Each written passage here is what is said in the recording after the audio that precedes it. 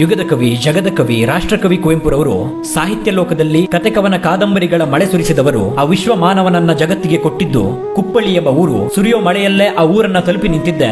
ಅಲ್ಲಿ ಹಚ್ಚ ಹಸಿರಿನ ಪ್ರಕೃತಿಯ ಮಧ್ಯೆ ಮಳೆಯಲ್ಲಿ ಮಿಂದೆದ್ದು ಕಂಗೊಳಿಸುತ್ತಿತ್ತು ಆ ಕವಿಯ ಸೂರು. ಇಲ್ಲಿಗೆ ನಾನು ಹೆಜ್ಜೆ ಇಡ್ತಿರೋದು ಇದೇ ಮೊದಲಲ್ಲ. ಆದರೆ ಅದೆಷ್ಟೇ ಬಾರಿ ಬಂದರೂ ಕೂಡ ಮೊದಲ ಸಾರಿ ಬಂದ ಹಾಗಿರುತ್ತೆ ನನ್ನ ಕುತೂಹಲ. ಈ ಅಡವಿಯಂಚಲ್ಲಿ ಅರಮನೆಯಂತಿರೋ ಮನೆಯನ್ನ ಕಣ್ತುಂಬಿಕೊಳ್ಳೋದೇ ಒಂದು ಅದ್ಭುತ ಅನುಭವ ಆಗಿರುತ್ತೆ. ಅದರಲ್ಲೂ ಮಳೆಗಾಲದಲ್ಲಿ ಇದರ ಸೌಂದರ್ಯ ದುಪ್ಪಟ್ಟಾಗಿರುತ್ತೆ. ಸ್ವರ್ಗಕ್ಕೆ ಮೂರೇ ಗೇಣು ಎನ್ನುವ ಭಾವ ಮೂಡುತ್ತೆ. ಈ ಮೂರಂತಸ್ತಿನ ತೊಟ್ಟಿ ಮನೆಯ ಮೂಲೆ ಮೂಲೆಗಳಲ್ಲೂ ಕೂಡ ಕುವೆಂಪುರವರು ಬರೆದ ಪ್ರತಿ ಸಾಲುಗಳನ್ನು ನೆನಪಿಸುತ್ತವೆ. ಮಲೆಗಳಲ್ಲಿ ಮದುಮಗಳು, ಕಾನೂರು ಹೆಗ್ಗಡತಿ ಎಂಬ ಕಾದಂಬರಿಗಳು ಇಲ್ಲೇ ನಡೆದವೇನೋ ಅನ್ನೋ ಭಾವನೆಯನ್ನ ಮೂಡಿಸುತ್ತವೆ. ಈ ಮನೆಯ ತುಂಬೆಲ್ಲ ಕಾಣೋದು ಮಲೆನಾಡಿನ ಮನೆ ಮನೆಗಳಲ್ಲೂ ಬಳಸಿದ್ದ ಪ್ರಾಚೀನ ವಸ್ತುಗಳು, ಕುವೆಂಪುರವರು ಬರೆದ ಪುಸ್ತಕಗಳು, ಬಳಸಿದ ವಸ್ತುಗಳು, ಸಂದ ಪ್ರಶಸ್ತಿಗಳು ಮಾತ್ರ ಇಲ್ಲೇ ಕಳೆದು ಹೋಗುವಂತೆ ಮಾಡುವುದರಲ್ಲಿ ಹೆಚ್ಚಿದೆ. ಗೋಡೆ ಮೇಲಿರೋ ಅರ್ಥಗರ್ಭಿತ ಸಾಲುಗಳ, ಮೆಲುಧ್ವನಿಯಲ್ಲಿ ಕೇಳಿಬರೋ ಅದ್ಭುತ ಸಂಗೀತಗಳ, ಕುವೆಂಪುರವರ ಹಳೆಯ ಭಾವಚಿತ್ರಗಳ ಪಾತ್ರ. ಈ ಮನೆಯ ಒಳ ಹೊಕ್ಕರೆ ಸಮಯ ಸರಿಯೋದೇ ಗೊತ್ತಾಗಲ್ಲ, ಹೊರಬರೋಕು ಮನಸ್ಸಾಗಲ್ಲ. ಮನೆಯೊಳಗಿನ ಸುತ್ತಾಟದ ಮಧ್ಯದಲ್ಲೇ ನೆನಪಾಗಿತ್ತು ಆ ದಟ್ಟ ಕಾಡುಗಳ ಮಧ್ಯದಲ್ಲಿರೋ ಕವಿಯ ನೆಚ್ಚಿನ ತಾಣ ಕವಿಶೈಲ. ಈ ಕವಿಶೈಲವನ್ನ, ಇಲ್ಲಿಯ ಸೌಂದರ್ಯವನ್ನ ಸಾಮಾನ್ಯರಿಂದ ವರ್ಣಿಸೋದು ಸಾಧ್ಯವಿಲ್ಲ ಅಂತ ಅನ್ಸುತ್ತೆ. ಇದರ ಬಗ್ಗೆ ಕವಿಯೇ ಬರೆದಿದ್ದಾರೆ. ಆ ಸಾಲುಗಳನ್ನ ಅನುಭವಿಸಿದವರಿಗೆ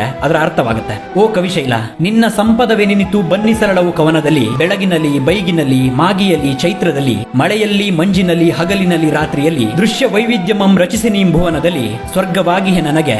ಈ ಸಾಲುಗಳನ್ನ ಓದುತ್ತಾ, ಅವುಗಳನ್ನ ಅನುಭವಿಸುತ್ತಾ ನನ್ನ ಹೆಜ್ಜೆ ಸರಿದಿತ್ತು ಆ ಕಾಡಿದ ಕವಿ ಚಿರನಿದ್ರೆಗೆ ಜಾರಿದ ಸಮಾಧಿಯೆಡೆಗೆ. ಹೀಗೆ ಒಂದಷ್ಟು ಸಮಯ ಕಳೆಯುತ್ತಾ ಕುವೆಂಪುರವರು ತಿರುಗಾಡಿದ, ಕೂತು ಬರೆದ, ಧ್ಯಾನಿಸಿದ, ಅವರ ಪ್ರಕೃತಿಯ ವರ್ಣನೆಗೆ ಪ್ರೇರೇಪಿಸಿದ ಜಾಗಗಳ ಕಡೆಗೆಲ್ಲ ಕಣ್ಣು ಹಾಯಿಸುತ್ತಾ ಯುವ ಸಮುದಾಯವನ್ನ ತನ್ನ ಅಕ್ಷರಗಳ ಮೂಲಕ ಸೆಳೆದ ಕಾಡಿನ ಸಂತ ಪೂರ್ಣಚಂದ್ರ ತೇಜಸ್ವಿಯವರ ಸ್ಮಾರಕದ ಕಡೆಗೆ ಬಂದಾಗ ಈ ಸ್ಮಾರಕ ಅವರ ಬದುಕಿನಷ್ಟೇ ಸರಳವಾಗಿತ್ತು. ಇವರ ಬದುಕು ಸಹಸ್ರಾರು ಜನರನ್ನ ಸರಳವಾಗಿ ಬದುಕೋಕೆ ಪ್ರೇರೇಪಿಸಿತ್ತು. ಸುತ್ತಾಡುತ್ತಾ ಕತ್ತಲಾಗೋ ಹೊತ್ತಾಗಿದೆ. ಈ ಕುಪ್ಪಳಿಯೆಡೆಗಿನ ಪ್ರಯಾಣವೂ ಮುಗಿದಿದೆ. ಹೆಚ್ಚೇನು ಹೇಳಲಿ, ಹೊಗಳಲಿ ಈ ಊರಿನ ಬಗ್ಗೆ. ಕವಿಯ ಕಾವ್ಯಗಳ ಪ್ರತಿ ಸಾಲಿನಲ್ಲೂ ಇಲ್ಲಿಯ ಪ್ರಕೃತಿಯ ಶ್ರೀಮಂತಿಕೆಯ ಹೊಗಳಿಕೆಯ ಅಡಗಿದೆ.